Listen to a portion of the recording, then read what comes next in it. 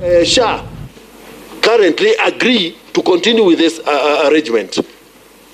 Chair, let me put something. I asked the question and I mentioned that it didn't go. PS, this is you. Because it is a ministry to another ministry. They can't bypass you and go to an agency under you. And now we want to say the agency did what was not their work. The ministry was supposed to protect them. And if I deviate a bit, yes, you have exactly the same problem in KEMSA, where the government owes KEMSA, and KEMSA can't operate. So at that point, it's not these agencies that can actually strongly fight for paid. It's PS and the minister say, you are letting our agencies fail as a government. Okay. Thank you, Chair. Let me just respond to Madenge and Honorable Nyikal. Indeed, that has now come to an end because under the new social health insurance funding, the public servants scheme or the enhanced public servants scheme is no longer under SHA. That is now under the public servants officers medical fund. So that is now has been removed, and SHA has been contracted separately to provide that service. And they are supposed to pay 3% of the total amount. 2, if they have not paid, as of now, you hear a lot of complaints because SHA, under the Public Officers Medical Fund, have not limited anything to the facilities. And so most of the facilities are not treating the public servants or civil servants. So we have actually put to an end, as Nyikal says, we are protecting now Social Health Authority, our agency. Because our cameraman Alan tells me that, just the other day they went to a hospital and unfortunately they were told to pay cash because it was not working. So there are obviously hiccups that are expected with the start of any new system, and this is expected. It should not take this long because, with sickness, it's not like you're trying. If you're sick, you're sick. You need help immediately, like yesterday. Just like former Deputy President Rigathi Gachagua is now asking President William Ruto to stop using vulgar language when addressing Kenyans, saying that Kenyans will start demeaning him and the presidency because of lowering his standards. Speaking at Salama Ward in Laikipia West Sub-County, Laikipia County, the former DPE criticized Ruto's recent remarks, saying that he's demeaning the presidency by talking casually when addressing Kenyans during his development tours across the country. Gachagua has added that the presidency is a symbol of national unity, something President William Ruto has not been able to uphold. You resort to abuses and insults, abusing the people of Kenya, and you are president. You are demeaning that office. I appreciate that you are very unhappy that things are not working out. I do understand as a leader that many Kenyans have deserted you. I appreciate that you have messed the economy and you are stuck.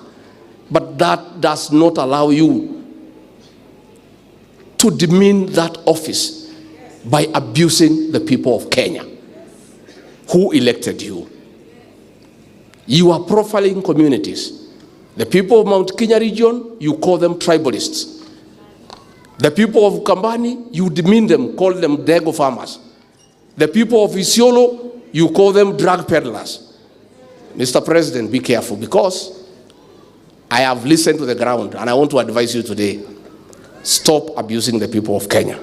Because if you continue, Mr. President, these Kenyans will abuse you. They'll abuse you. And I've heard them saying, kama hii watu ya mlima wamesema tena ukiwatukana, ukiwaita wakabila, ukija mlima watakutukana. Kwa hivyo sisi tunakuomba, kwa sababu hatutaki ifike hapo. Hiyo ofisi ni kubwa. and some of us would want to occupy that office one day. Hatutaki ikosewe heshima. Rais, na kuomba tafadhali wacha kutukana wa Kenya. Hata kama hawajasoma, hata kama hawana PhD, hata kama hawana degree, ndio walikuchagua hawa. Na hao ndio walikupatia hiyo kiti. Hakuna haja watukane. Hakuna haja watu wakisema wataki chanjo unawaita wajinga. Hakuna haja utukane hawa watumishi ya Mungu kusema ati hawajasoma. Tulipokupigia kura, Mheshimiwa Rais, huku tuitisha certificate ya form 4 au ya form 2 au ya degree hata ya PhD. Sasa umekalia kiti ndio umetambua kwamba kuna watu ambao hawana maana, hawajaenda airport, hawana PhD, na ndipo unatutusi. You know, a long time ago I used to say that, you know, President William Ruto, then Deputy President, was the one who would answer with finality anytime Raila Odinga spoke. Right now, I think he's really having a hard time containing his former deputy, Rigathi Gachagua, because the guy has no chills. And I just hope our children do not learn from them.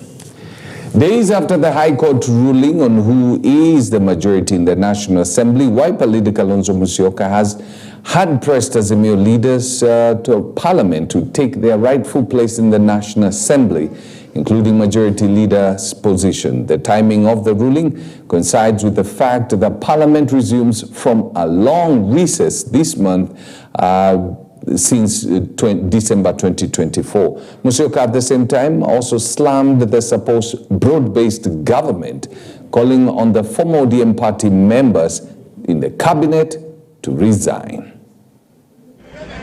Azimio iliibuka na wabunge zaidi ya 179, lakini Ruto akaenda akanunua wengine, wakanunuliwa mpaka sasa akapata artificial majority.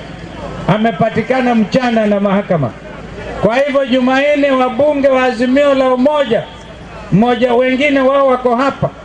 Kuna yule bwana pale Robert Mbui, ndiye minority leader, kutoka Tuesday atakaa kama majority leader. Yule pale anaitwa Bone Mwalika kutoka Kitui Rural. Tumeona Mheshimiwa Mawadhe kutoka Embakasi. Ako wapi Mawadhe? Tumeona wengine, yule ambaye atakuwa huko ni mimi tu na baba yao. Mawadha yako wapi?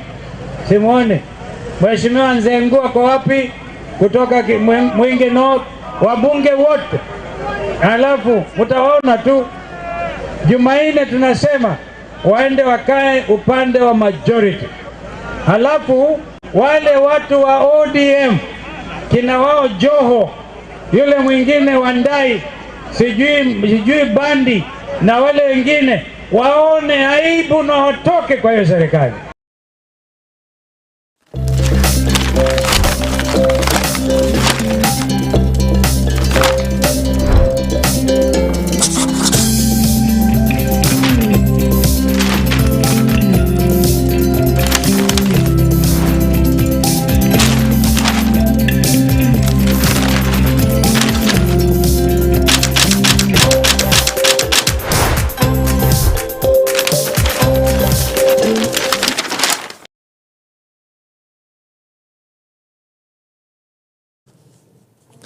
Very interesting. Kalonzo Musyoka calling on ODM cabinet secretaries or cabinet secretaries from the ODM party in the current government to resign. Osuno Bongo, it can't happen. I can tell you that for sure.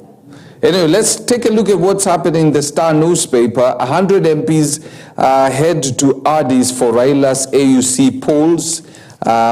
D-Day. A tightly fought election is scheduled at the African Union Summit on the 15th and 16th of February. His win or loss there will have major implication in the way politics is done here. The third page rather, we have she overcame polio, disability to work, invest and raise a family. That's amazing.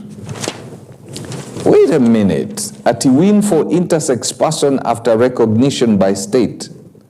Intersex as the third gender has officially been included in the latest gazetted sample of birth notification certificate that are filled at birth, in what is a major win for campaigners who have spent years in pushing policy reforms to include Kenyan born with bone genitalia.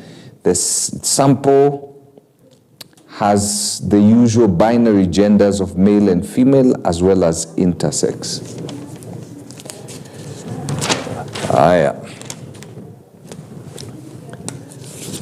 Haya. First-time governors face epic battle as MPs eye their seats. And then you got, the list of a number of governors here and the people who are eyeing their seat. Let me ask you, if you live in Nairobi, would you vote Babu Owino as the governor of Nairobi if they went toe-to-toe with Johnson Sakaja? In Mombasa, you have Abdul Swamad Nasir, and the person who's eyeing that seat is Muhammad Ali. In Kiambu, you have Kimani Wamatagi, Gathoni wa Mushomba is eyeing that seat. In Kakamega, you have Fernandez Barasa and Boni Halwale eyeing that seat.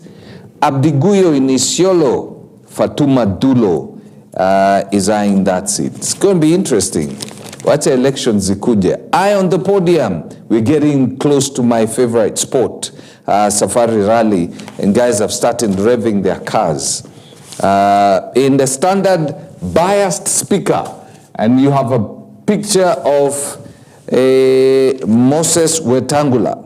A High Court ruling declaring Azimio as the majority party sets the stage for a tense parliamentary session today. Will members of parliament from both sides abide by the verdict, or will Kenya Kwanza resist the shake-up? All eyes are on the Speaker Moses Wetangula, whose earlier ruling now seems to have stoked a political storm. I can say, I've been to the mountain and I have seen the promised land. They're not going to change. Judges-employer clash of court ruling on handlings of complaints. Then PWDs ignored during Ruto's Northern Kenya tour. King grants His Highness title to Aga Khan the fourth. Then we have Man City versus Real Madrid, a modern Champions League classic. Then the Daily Nation, agony for youth after Ruto visit. 50 suspects arrested in police crackdown in Isiolo on Saturday, hours after President Ruto's meeting was marred by heckling.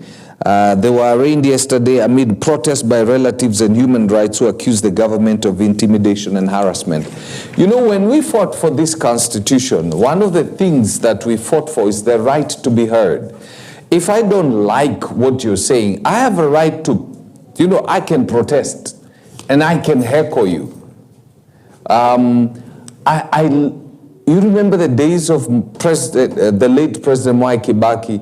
You'd heckle, he didn't give a hoot. As in, that's your constitutional right. In fact, he would tell the people, watch our joy. As in, it never bothered him. Uhuru, there was a time the same thing happened. We should not have our emotions around our wrist so much that we don't want people. Let them express themselves. If they're not happy, they're not happy, even if we take them to court. At the same time, if we're going to heckle, why don't you just not go for the meeting?